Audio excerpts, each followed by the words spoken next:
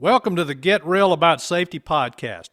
In our podcast, we discuss the new view of safety, what works and what doesn't work, to break down old paradigms and help you improve safety performance in your organization. Hi, I'm Mike. And I'm Pam, and we appreciate you listening. Please share and subscribe and tell others about this podcast. You can find us on most podcast platforms and also on YouTube.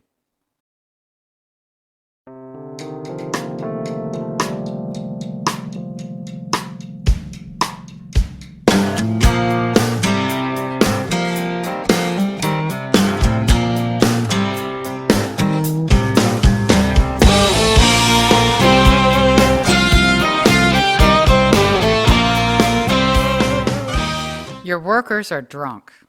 Well, I don't mean they're drinking on the job, or at least I hope not. But if you have shift work, long work hours, or changing shifts, your workers are making errors at the same rate as if they were drunk. So we're going to talk about fatigue today and how that affects error rate. But before we do that, just wanted to give you a little personal update of what's going on with ProSafe. And Mike has been busy working on music and recording, and Mike has just released a new song called In the Middle. So if you get a chance to check it out, please do. It's got some implications to what we're going on today with the COVID situation. And speaking of COVID-19, we are still working from home. And I have to tell you that I am really enjoying not having that commute to Atlanta or other parts of the Southeast. And it gives you time back, time out of your life. And it's going to be hard to consider going back to the norm of sitting for hours in traffic out there. And because of that, we've both had, again, more personal time to do the things that kind of restore us. Mike spending his time with music. I have been doing gardening. Of course, it's gardening season, and my garden is thriving. And I'm really enjoying that. Plus, I'm still obsessed with wood carving, and I'm trying to venture out from doing just wood spirits into some other carving projects, but I'm really enjoying that. And again, it's very restorative. So back to our subject of your workers being drunk. And that kind of brings some things to mind too. The use of alcohol has become not cool in my construction world compared to what it was when I started. I clearly remember, and I know some of you listening to this podcast will remember the days of the top-out party, that every time you finished a multi-story building, you flew a Christmas tree from the top of the tower crane, and there was an enormous keg party with alcohol. Some of the younger folks probably find this hard to believe, but that was the culture at the time, and there was an acceptance of use of alcohol that thankfully has changed and had a very positive impact on safety. I also remember how we used to work about a half day on Christmas Eve, and around noontime, General Superintendent would come by and tell me, listen, get out there in the field, and if you detect that some folks are breaking out the alcohol, let me know and we'll go ahead and shut her down early. Yes, culture has changed. And as our culture of acceptance of alcohol has changed, I'm hoping that our acceptance of extreme fatigue will also change. So, back to fatigue. Fatigue is a well-known error precursor. Just as a reminder, error precursors are unfavorable conditions that increase the likelihood of error.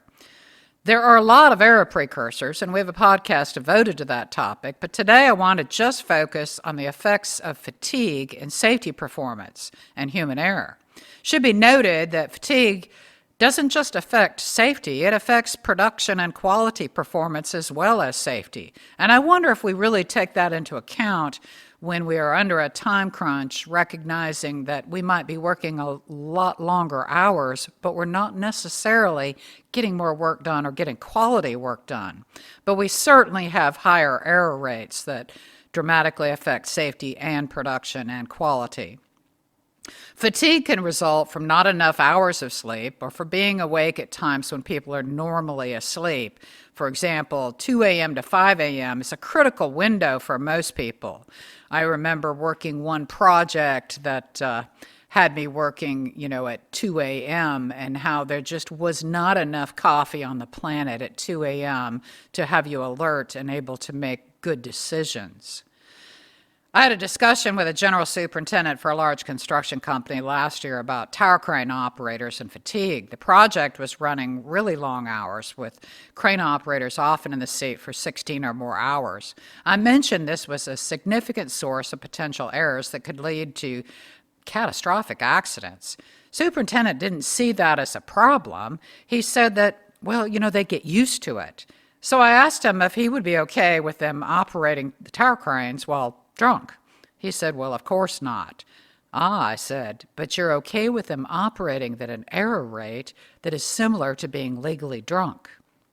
He chose not to believe me, but we have accepted long hours as the norm, and we no longer recognize the exposure. Studies have shown us that after 17 to 19 hours without sleep, performance on some tests was equivalent or worse than at a blood alcohol level of 0.05%.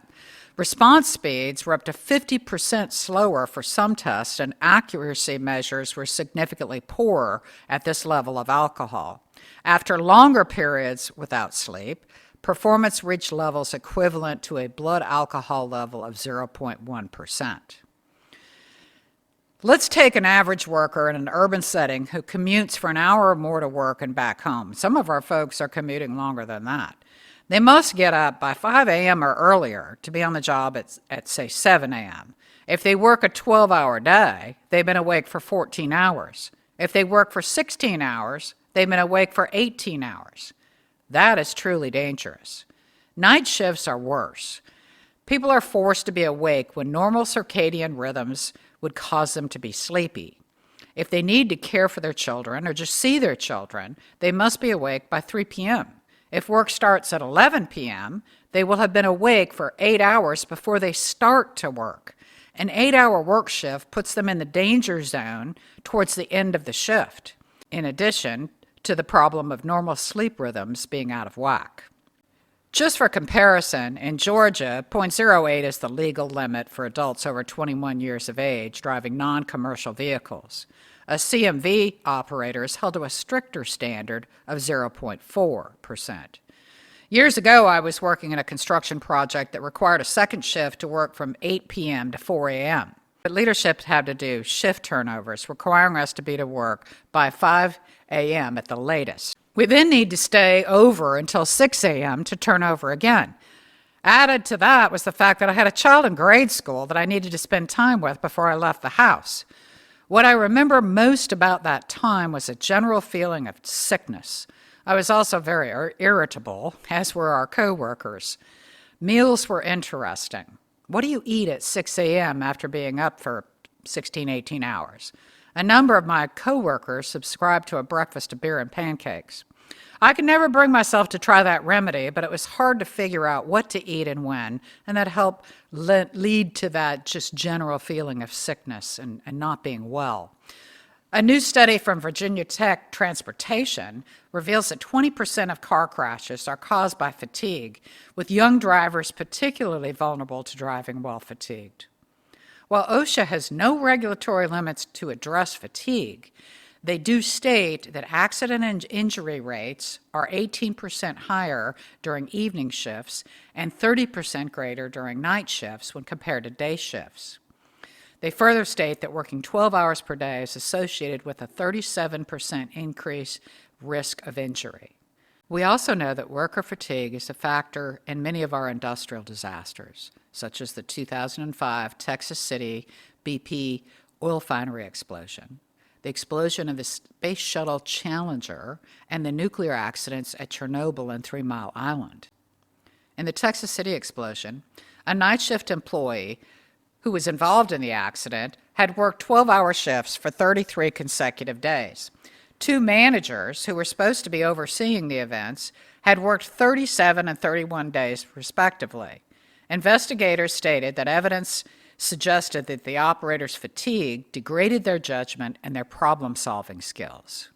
This hindered their ability to determine that the tower was overfilling at the time of the accident. With facts like these, why wouldn't a company want to develop a fatigue management plan? We recently had a client express their frustration that they could not seem to reach zero accidents and were looking for something to help them reach zero. We have talked about the fallacy of zero in a previous podcast, but it seems amazing that in industrial and construction safety today, management is often blind to the effects of fatigue. In our culture assessments, respondents, workers, frequently report fatigue due to long work hours as a major problem for not only safety reasons, but because of disruptions to family time and quality of life.